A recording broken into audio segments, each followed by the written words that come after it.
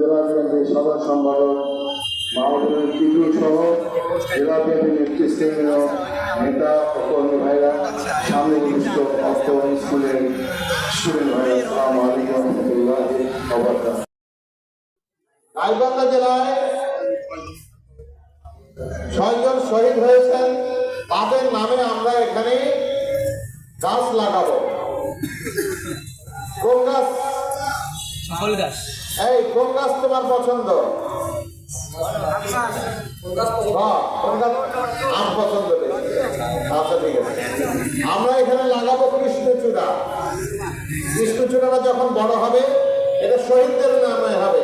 শহীদদের নাম বলছি: সুজন মিয়া, নাজমুল ইসলাম, সাজ্জাদ হোসেন, সজল, আরিফুল মিয়া, শাকিলুর রহমান এবং জুয়েল রানা।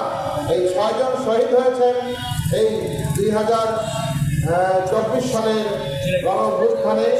তাদের নামে এই নামগুলো আমরা দিয়ে গাছগুলো লাগাবো। আমরা লাগাবো কৃষ্ণচূড়া।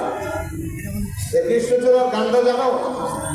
এই সেই কৃষ্ণচূড়া, যার তলে দাঁড়িয়ে হাতে হাত, চোখে চোখ, হাতে হাত, কথা যেত হারিয়ে। তো এখন ঘটনা হচ্ছে যে তোমরা আরেকজন করে মেয়ে থাকলে ভালো হতো, যে ছেলে আর মেয়ে দুজন দাঁড়ায়, চোখে চোখ, হাতে হাত, আর কথা কোনো বাড়াতো না, কথা যেত হারিয়ে যাবে। খুব সুন্দর গান। আমরা এবং এই কৃষ্ণচূড়া যখন বড় হবে, তখন এই স্কুলের মানে সৌন্দর্যই পাল্টে যাবে। এই গাছগুলোকে রক্ষা করার দায়িত্ব তোমাদের। আর ওই শহীদদের নাম ফলকগুলো যেন কেউ না বলে, শহীদ জীবন দিয়েছে দেশের জন্য, নামগুলো দিয়ে থাকবে এই বড়রা। বাংলাদেশ জাতীয়তাবাদী কৃষক দল গাইবান্ধা জেলা শাখার উদ্যোগে আজকে বৃক্ষরোপণ কর্মসূচি ঐতিহ্যবাহী ইসলামী স্কুল মাঠে আলোচনা সভা এবং কর্মসূচির এখানে সভাপতিত্ব করছেন গাইবান্ধা জেলা কৃষক দলের সুযোগ্য সম্মানিত পরীক্ষিত নেতা জনাব মোস্তাক আহমেদ মোস্তাক। সঞ্চালনায় আছেন আনিসুজ্জামান খান নোয়ানী তুষার, গাইবান্ধা জেলা কৃষক দলের সদস্য সচিব। আসলে ইতিপূর্বে প্রমাণ দেখিয়েছেন গাইবান্ধায়।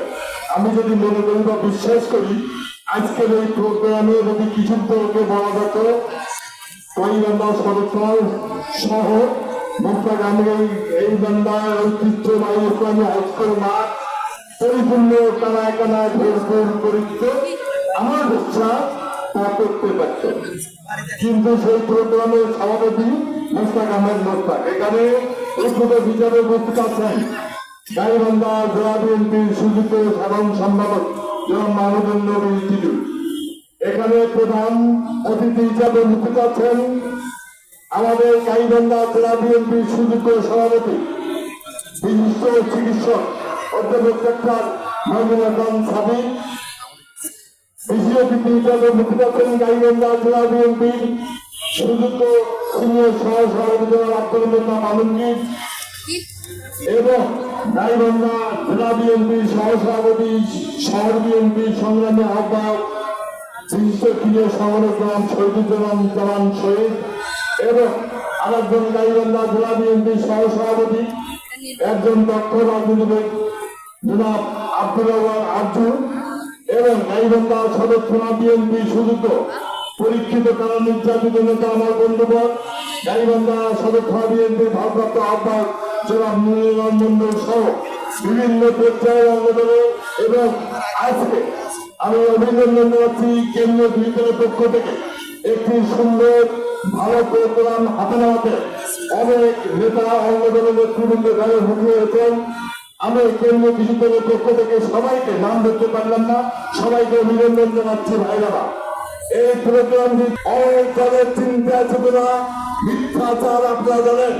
আমি একটি কথা বলতে চাই, ভারপ্রাপ্ত চেয়ারম্যান আমাদের বিএনপি হাল ধরার পর থেকে বিএনপি ক্ষমতায় কিন্তু আসলে প্রিয় ভাইরামা, কিন্তু এই বৃক্ষরোপণ বলেন, গাছ লাগানোর কর্মসূচি বলেন, এই চিন্তা চেতনা কিন্তু তারেক রহমানের ভাইরামা।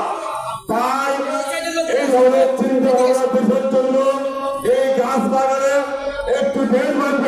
এবং পাশাপাশি আমরা যারা মানুষ হয়ে থাকবো, কাজ কি যায় না যায় আপনারা ভালোভাবে জানেন।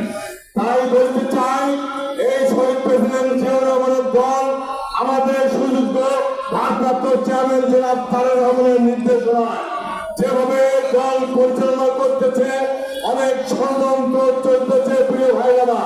তাই আমি একটি অনুরোধ করবো, গতকালে আপনারা একটি বিশাল একটি দলের একটি ঢাকাতে সমাবেশ দেখেছেন। আমি এই সমাবেশকে নিয়ে আমি সমালোচনা করতে চাই না, কিন্তু তারা বিভিন্ন ধরনের কথাবার্তা বিভিন্ন ধরনের দাবি করে। গাইবান্ধা জেলা বিএনপি, মাফ করবেন, গাইবান্ধা জেলা কৃষক দলের সংগ্রামী সভাপতি এবং অত্যন্ত দক্ষ সংগঠক, এটি প্রশংসা করে নেই কৃষক দলের, যার হাত ধরে গোটা গাইবান্ধা জেলার মধ্যে, তুমি কিছু মনে করবে না, এই যাবৎকালের মধ্যে কৃষক দল সর্ববৃহৎ সংগঠনে পরিণত হয়েছে। এই জন্য তাদের হাততালি। এবং এই কৃষক দলের উদ্যোগে আজকের এই বৃক্ষরোপণ, এবং তার সঙ্গে আছে আমরা বিএনপি পরিবার, এই কথাটি উচ্চারিত হয় নাই। আমরা বিএনপি পরিবার জনাব তারেক রহমানের তৈরি একটি সংগঠন, এটা সরাসরি রাজনৈতিক সংগঠন নয়। এই সংগঠনটি মূলত মানে সমাজ কল্যাণমূলক কাজ করে থাকে, সমাজ কল্যাণমূলক কাজ করে থাকে। যেমন এই জুলাই আন্দোলনে যারা শহীদ হয়েছেন, আহত হয়েছেন, তাদের পাশে দাঁড়ায়। বিএনপি নেতাকর্মীরা যারা আন্দোলন করতে গিয়ে ক্ষতিগ্রস্ত হয়েছেন, জীবন হারিয়েছেন, বাড়িঘর হারিয়েছেন, তাদের পাশে দাঁড়ায়। সেই সংগঠনের নাম হচ্ছে আমরা বিএনপি পরিবার। আমরা বিএনপি পরিবারের মধ্যে এখন 1 কোটি বিএনপি পরিবারের সদস্য। বিএনপি পরিবারের সদস্য হচ্ছে 1 কোটি। আমি আর কাউকে অ্যাড্রেস করলাম না, অ্যাড্রেস করার সময় নাই। প্রিয় নেতৃবৃন্দ এবং আজকের যে অনুষ্ঠানে উপস্থিত প্রিয় এই স্কুলের প্রিয় ছাত্রছাত্রী, শিক্ষক মন্ডলী এবং কৃষক দলের নেতাকর্মীবৃন্দ, আসসালামু আলাইকুম। আমরা আমাদের টার্গেট হচ্ছে 1 কোটি বৃক্ষরোপণ করতে হবে 1 কোটি বিএনপির লক্ষ্যে। এবং বৃক্ষরোপণের একটা উপকারিতা তোমরা তো জানো, বৃক্ষর উপকারিতা জানাতো, তাই না? যে আমাদের এই বৃক্ষ নিধন যতখানি চলে, বৃক্ষরোপণ ততখানি চলে না। এটা দিয়ে বাড়িতে তোমার মায়েরা